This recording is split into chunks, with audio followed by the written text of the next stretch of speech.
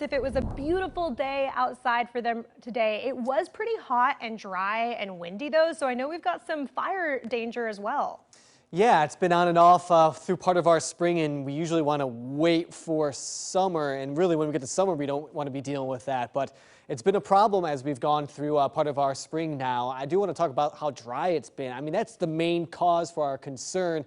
On top of that, the gusty conditions, but the dry fuels, dry conditions, because we've just had a lack of moisture over the last few months. But I'm going to start our drought monitor on May 1st, where at this point in time, we were pretty close to 100% of the state being in some sort of drought condition, for the exception of that northeast corner there. But then everybody ended up reaching that mark by the May 7th mark.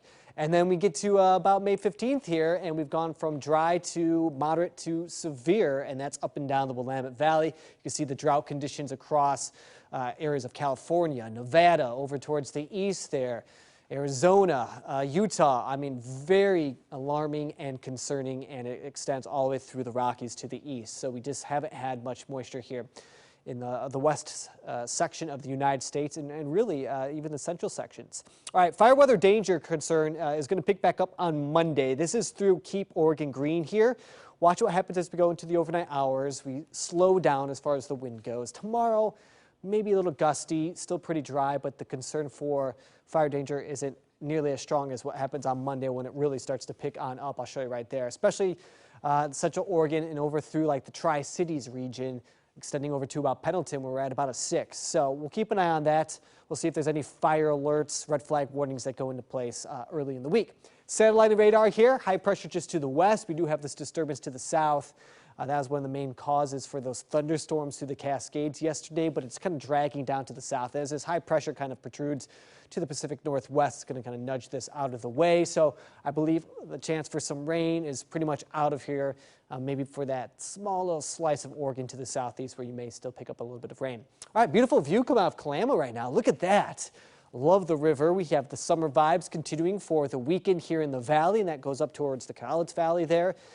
Breezy east of the Cascades, though, as I mentioned, especially heading into the early part of the week. And then we have a chance for some rain finally. I think that arrives probably closer to Tuesday or Wednesday. We have a pair of dry days coming up, so no worries there. Wonderful hiking weather, bike riding weather. If you need to stay in the deck, it probably was a good time to do it. But watch out on Tuesday and Wednesday and into Thursday, because if we start seeing some rain in the forecast, especially on Wednesday, the second part of Wednesday there.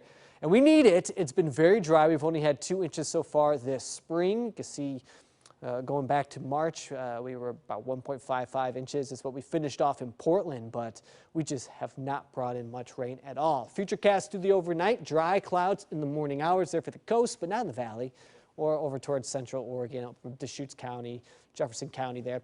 FUTURECAST by 4 p.m., a little cloudy, but I'm hoping for some breaks, kind of similar to today, Lincoln City, where you had the deck of clouds right there. No rain just yet, but then it starts to arrive as we go into Tuesday, more so as I mentioned, heading into Wednesday there. As we kind of zoom into Wednesday, notice that we do have some rain over the valley.